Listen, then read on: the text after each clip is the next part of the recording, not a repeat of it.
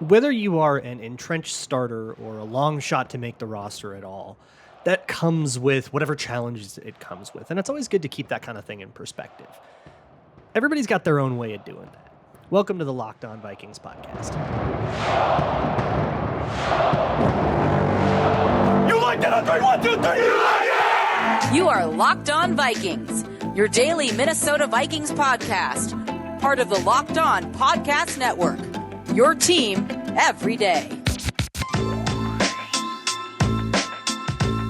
Hey everybody, welcome to the Locked On Vikings podcast. I'm your host, Braun, and let's find some joy today. This podcast is part of the Locked On Podcast Network, your team every day. And you can find this show wherever you find your favorite podcast, whether it is any one of a number of podcasting apps, including SiriusXM, even YouTube, or Amazon Fire and Roku. Just download the Locked On Minnesota Sports app there.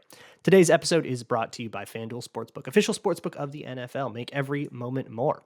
Visit FanDuel.com/LockedOn today to get started. Today is going to be, or this whole week is going to be a little weird, especially if any news breaks. I am recording this very long beforehand because I am out of town this week, so I will not be able to cover any breaking news as it comes up.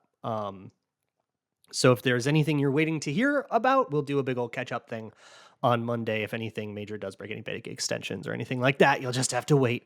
But for today, we'll continue with the Everyman series here on the Locked On Vikings podcast, a series of backstories and human interest pieces, I guess, on every man on the 90-man roster, or at least as many of them as I can get to, because I think I'm going to run out of time. Today on the show is going to be Byron Murphy, Sam Schlueter, the Gophers offensive lineman that got signed fairly recently, and William Kwenkeu, who actually ended up on the active roster a little bit last year, an undrafted free agent last year. And there is a sort of tie-in theme with all three of these guys, and that is the idea of perspective. It's good to keep things in perspective, not get too crazed about, your own problems, because somebody else's problems might be worse, or maybe somebody else's problems might be, a totally different thing, right? Something different to think about. And it's funny how perspective works as a way of sort of connecting two people that might not have anything else in common. But hey, we've all got our own things to complain about, right? As for Byron Murphy, his came and went. He had a ball in his hands since about the time he learned how to walk. He was always an athlete, football, basketball, soccer ball, whatever it is. And he was an incredibly well-regarded athlete in high school and even middle school. Football and basketball were his main sports. Of course, obviously, football was the one that he was the most dedicated to. And he grew up around like the Scottsdale area, I think it was, without a dad in his life very often. His dad was in prison for most of his childhood. And that can make things pretty difficult to keep things in perspective, especially as a teenager. There can be some woe is me, but he kept things in perspective. It kept him grounded via two things, I guess. A big one is his faith. If you'd ask him, faith in God and the comforts of worship bring him a lot of comfort through the hardest times of that. That's really instilled in him by his mom as well. But also his relationship to his cousins. He has two cousins who have a rare form of dwarfism called, and I'm sorry if I botched this, Kwenkeu syndrome. And they have challenges that Byron Murphy, who's really, his body will always be able to do whatever he asks it to do, right? As an athlete, a particularly talented one, he can ask his body to do more than most people can ask their bodies to do. It keeps him very grounded to be close to his cousins. And they are, tight from the get-go, from before any of them can remember. They are truly like a dastardly little trio of troublemakers. And they strengthen each other now in faith as well as in life. There is a moment, I think it's in college, in the Washington Huskies locker room. He goes to Washington, where he gets to go play at a bowl game. I think it's a Fiesta Bowl, which will be held in Glendale, the Cardinals Stadium.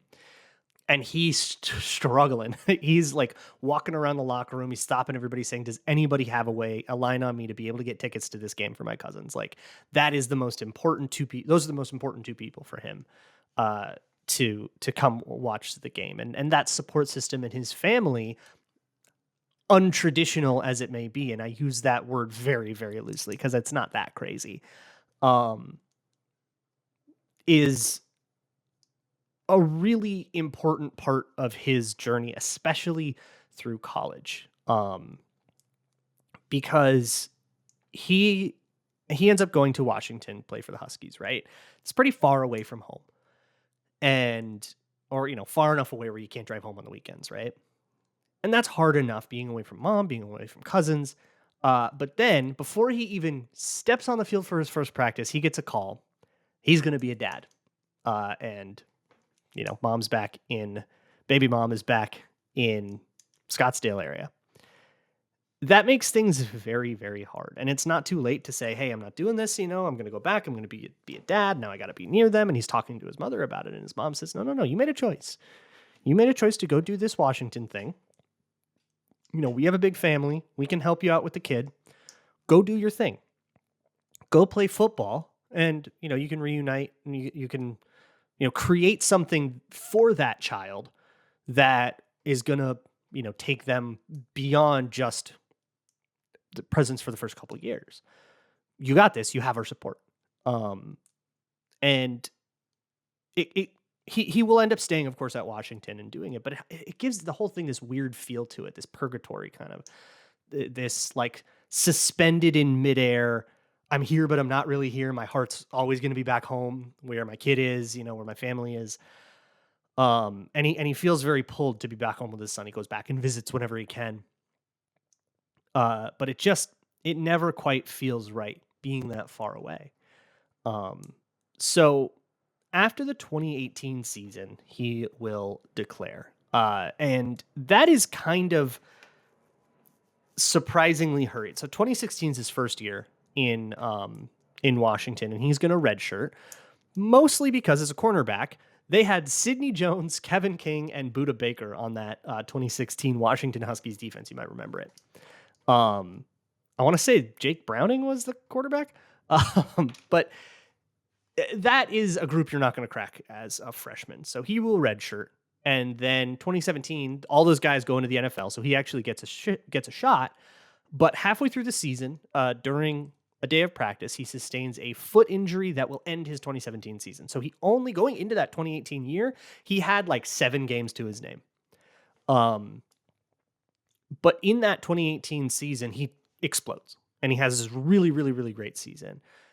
Draft stock is at an all-time high, and he has the opportunity to finish college, get into the NFL, and, possibly find a place where he can set up and reunite, be with his kid. I don't think you necessarily think this far ahead, but it probably didn't hurt that the Arizona Cardinals were interested in him and needed a corner that year. And they were really interested in him once the pre-draft process started and everything. They all kinds of visits and communication and all this stuff. He knew the Cardinals were like a team that would take him. He falls all the way out of the first round. Byron Murphy could have been a first round. He's one of those guys that probably was thinking maybe I get called at the end of the day, and if not, I'm a round 2 guy. So he doesn't get called the first day. From what it seems like, he's not all that disappointed. He's just waiting for his opportunity, whatever. And they sit down. He's got a whole family. After he declares for the draft, he goes back to Arizona. So he does all his working out in Arizona. So he's with his kid. Whole family is there, and the draft video, those videos everybody always releases when they've got the big draft party and stuff. And I think this is even on TV. Is unbelievably powerful. Look, he says he had a feeling. He knew he was going to be a Cardinal. Now you don't have any control over this, right? He could have ended up in Florida, who knows? But he kind of felt like he knew, look, Cardinals need a corner. Cardinals are up at pick 33. They were super, super interested in me. And he's like, I had a feeling. But that doesn't take away the gravity of the moment. After the hardship of having to be away from the support system that has been such an integral part of your identity for 3 years, learning that you get to spend your NFL career in the same city, or I guess the same state, is, I mean, it breaks him. It is so, I mean, it breaks him. If you watch that video, his head immediately into his hands. And there was even, I saw like in the when I was trying to find that, and I saw like some of the comments and discussion around it were like people thinking he was upset to be an Arizona Cardinal, which is really funny. I mean, do a Google. But no, he gets to stay by his kid and by his family. He doesn't have to uproot everything. And he gets to spend all of his time at Arizona. Pick 33. Didn't even have to wait. He was the first pick of the second round. That's it. Day's over, and now we celebrate. He gets to play with Patrick Peterson, who he watched growing up. A bit of a theme for Vikings corners, and I'm sure cornerbacks everywhere grew up watching Patrick Peterson. And at the Arizona Cardinals, he slowly evolves into this leadership role as Patrick Peterson kind of relegates it.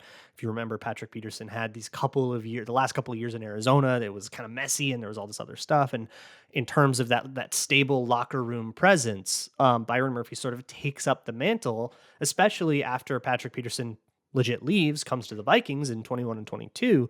Byron Murphy takes up that role in his third and fourth year with the Cardinals. Of course, for whatever reason, for various reasons, things don't work out in Arizona, but now here he is. The first time away from home since getting drafted by the Cardinals.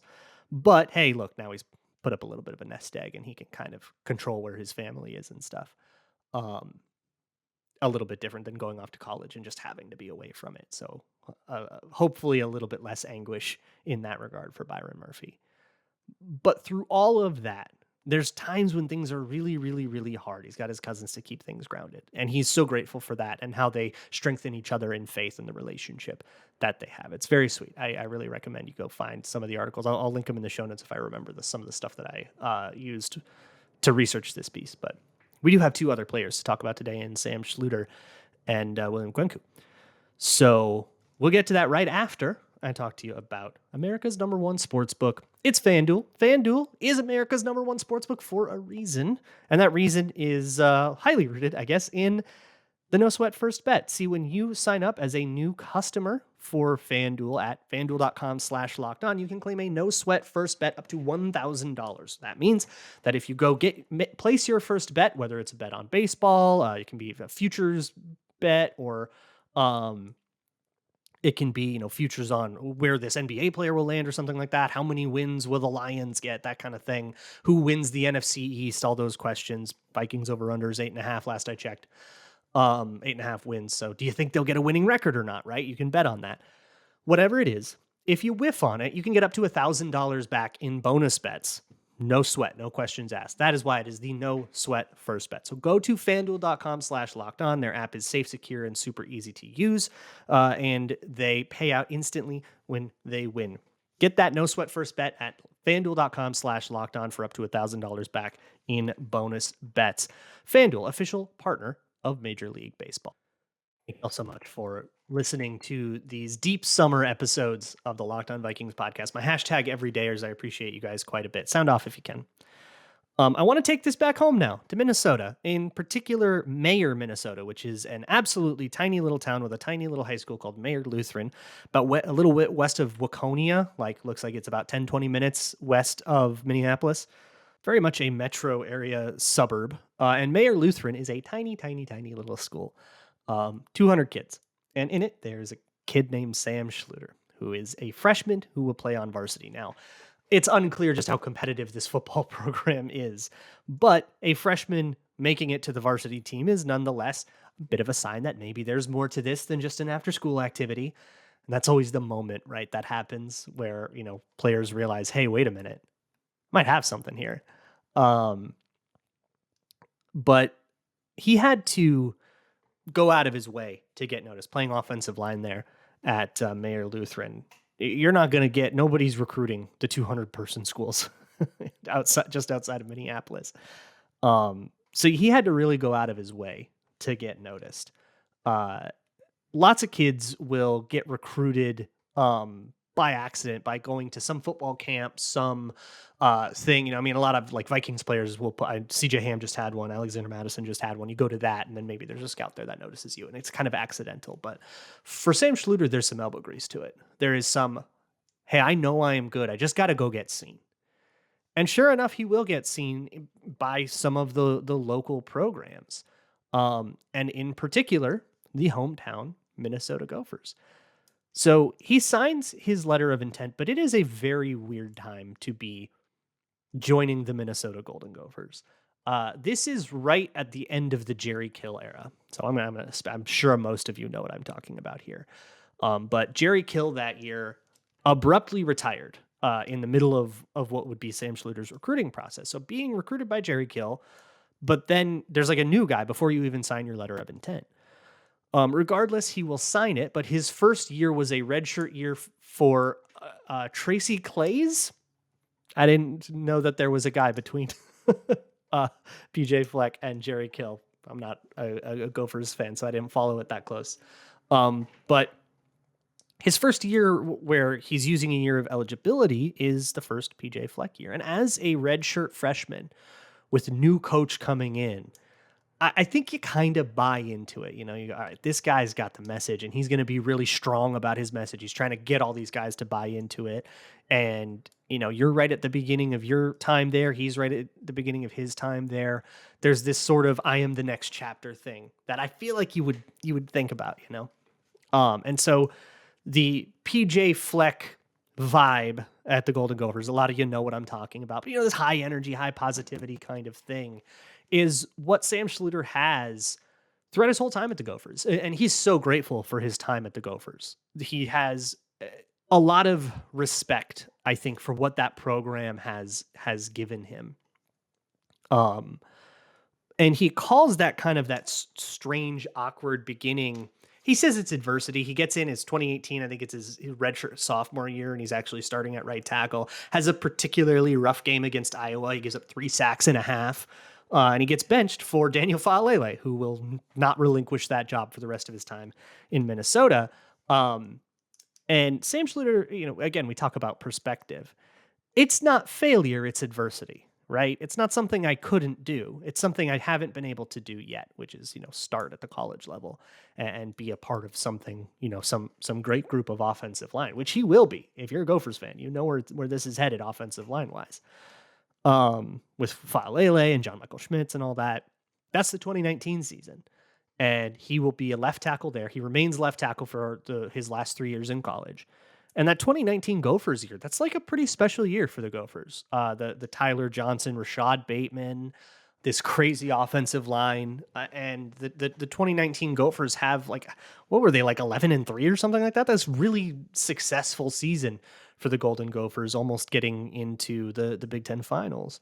It's truly that level of success that he'd been hunting ever since he was a kid at this school too small to get seen. And then right when they're ready to run things back, minus Tyler Johnson, I think that was the only major and Antoine Winfield, right? Those are the only major Gophers that get taken in 2020. Correct me if I'm wrong. Minus those guys, they're ready to run it back. And then things get unprecedented. For the Gophers, it's like the 3 and 4 season. They play 7 games. They have a couple of them get canceled. They don't have a full schedule. It's such a weird note. And normally that would have been when Sam Schlueter is entering the NFL. He decides it's not the best environment to take the leap in. He cites unfinished business when he announces he's going to go back to the Gophers for 2021. And that's what a lot of them always say, right? But I have to think that some of it's strategic as well. You know, what does the committee tell you? What do the boards tell you about will you get drafted or not? Right? Well, maybe I can go back for another year and have a breakout year and kind of chase it.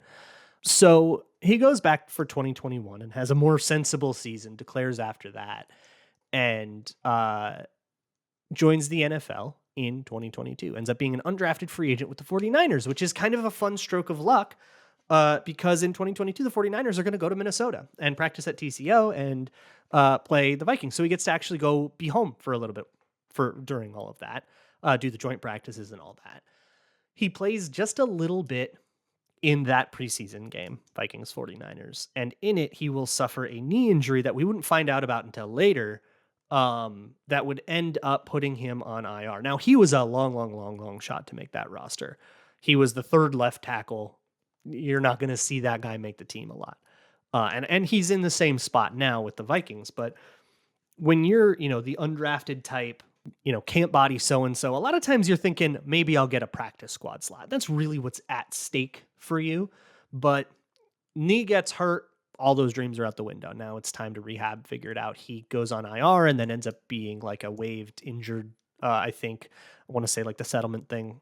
But regardless, he won't get healthy and back into the league until December of that year. He has a quick stint with the Jets where he doesn't do much, and the Jets don't re-sign him to a futures deal. I think they just needed a warm body. And that brings us to rookie minicamp, which is a very last chance moment for Sam Schlueter. You went undrafted, you didn't make a team, you got hurt, you got picked up by another team that didn't like you enough to even invite you to camp next year. And now you don't even get a camp invite from another team. So you got to go to this rookie minicamp thing. And rookie minicamp, that's not a 90-man roster spot. That is maybe they've got a couple of 90-man roster spots to give out to someone, but you're competing against everybody. There's like 60 people there.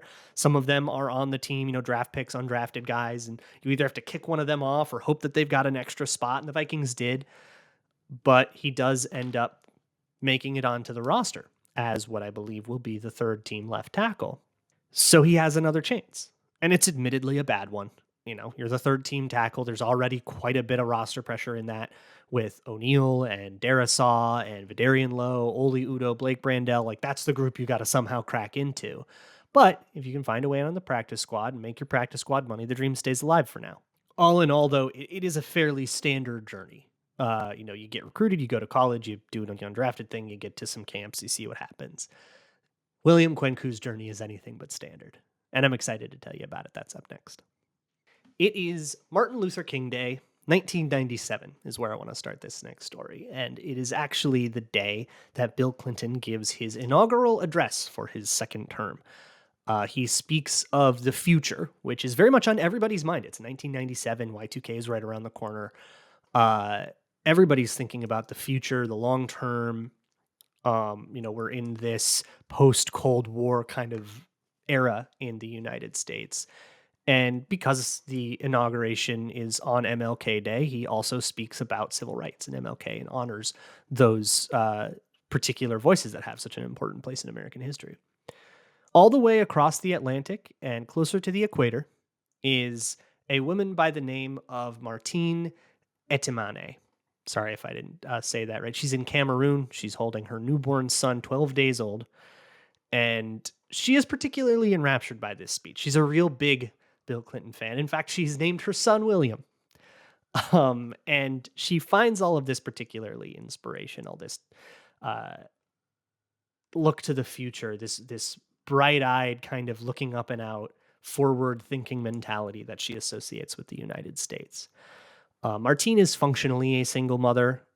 William's dad, Francois Kwenkeu, is not really in the picture. He's a high-ranking military officer, so he's not going to be around quite a bit, and the two are never married. So he wasn't around much, and then when William was 12 years old, he would pass away. That year, Martine decides to pursue the thing everybody pursues when they're trying to come to America, the American dream. She wants a better life for her and her son. And so she decides to go do it. It's 2010. She decides to go forward and pursue that, that ever intoxicating American dream. But you can't just pick your kid up and go. It's different. She actually has to go alone and leave William with some relatives while she goes and works for a couple of years doing African braids and trying to get educated to go to nursing, to get a nursing opportunity. And for 2 years, she saves money doing all of that. And in 2012, she actually is able to send for her son. In the meantime, William Kwenkeu, who this is the plan, right? I'm going to stay here for a couple years and then I'm going to go to America. He's trying to learn English. Doesn't do great at it. He's like, all I knew was good morning, thank you, and how are you? Or and I'm doing fine or something. Like he knows like 3 or 4 phrases in English and that's it. But nevertheless, he hops on a plane. He heads over to the United States to begin his new life and reunite with his mom. Also, if you're keeping track at home, these are the years where he goes from 13 to 15 and he explodes in size. So he links up with his mom and she's like, oh my God, you're huge. Like that's the first thing. She's like, look how big you got. But they're so super, super happy to reunite. There's a lot that goes into that moment. A lot of, late nights, hard work, saving money, pinching pennies, a lot of discomfort that goes into achieving this dream. Here we are. We are now in the United States, making a go of it like everybody else. Um, William, as a kid, played mostly soccer. He didn't know anything about American football until I believe is his sophomore year. He played soccer as a freshman. I think he did track and field, and then sophomore year, a couple of his friends are like, "You should go out for football. You are large, sir." And he decides to go out for it, and it's like one of the first plays. He's playing as a running back, and he breaks loose and he runs past everybody, runs into the end zone, but he doesn't know anything about football. He does not realize that the field ends. He just keeps going until he gets to like the end of things. He looks around and everybody looks happy and he's like, okay, I guess I did something right. Like he doesn't even know what a touchdown is, but he scored one. That is, there's your cool claim to fame. The guy who scored his first touchdown before he knew what a touchdown was. He'll play on the JV team for that first year and become the JV like MVP as he sort of learns the ins and outs of the sport. And as he's like holding up that trophy, he's like, you know what? Maybe there's something to this. Meanwhile, near his home in Maryland, a new school named St. Charles is going to open up, and he's in that district, so he gets transferred over there.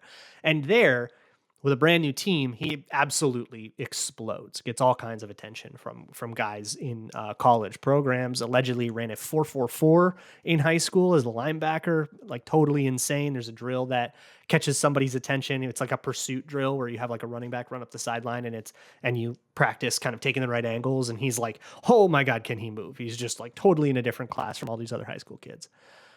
All in all, it's a happy story. He goes in, his mom takes him to the United States where he can make a go of it at football. It's this beautiful thing. You put it in a movie, but there's something I'll go with gilded about the American dream, something, a veneer to it that maybe is a little fake sometimes, because to achieve all of this, there is so much sacrifice that Martine needs to go to. And William Kwenkeu has the most reverence for this. Again, perspective, right? I get all these things, but it's because of her sacrifice and her hard work. And I take inspiration from that. That's his attitude toward this. And especially if he can make it carve a real NFL career out for himself, that's what he's going to pay back, right? That's what he gets to pay forward to his mother and help them have that kind of dream.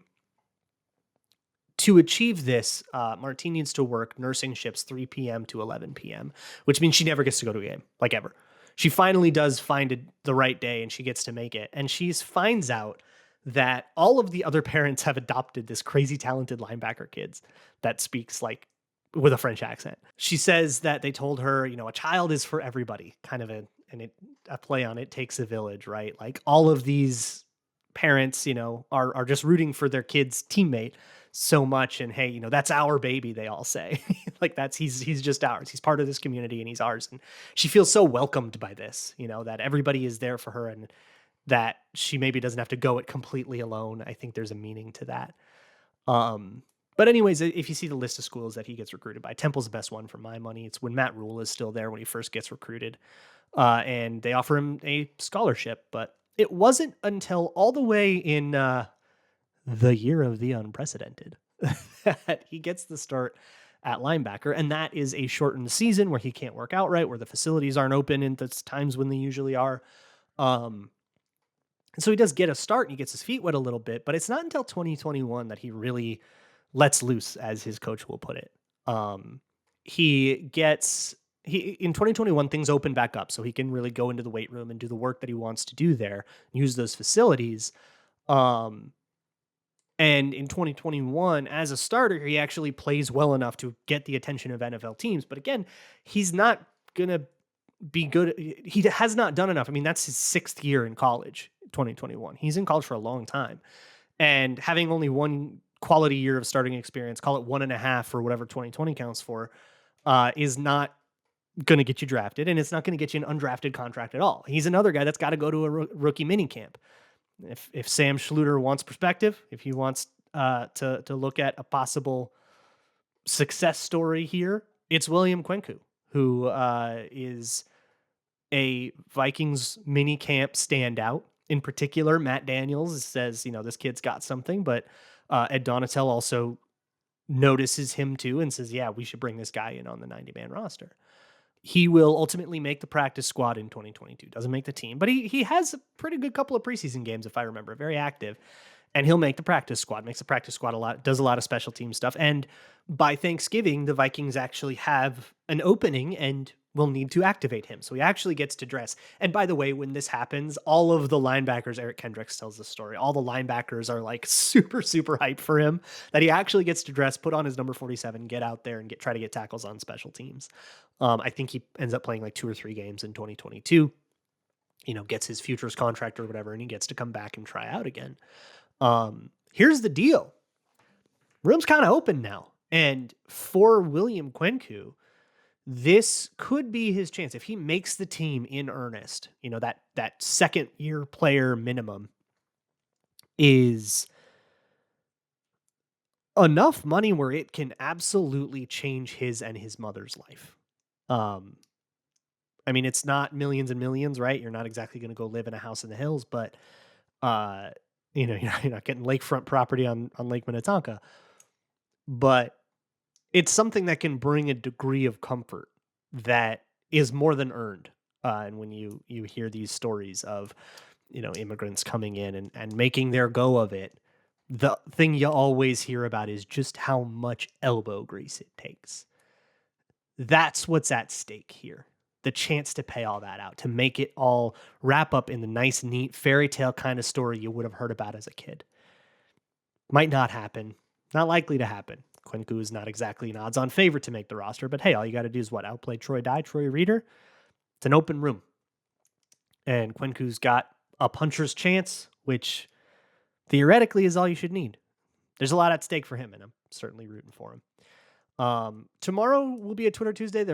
Questions might be outdated. I kind of took a mailbag from beforehand, and then I'll record it later and get it scheduled for Tuesday. So that'll be a Twitter Tuesday thing.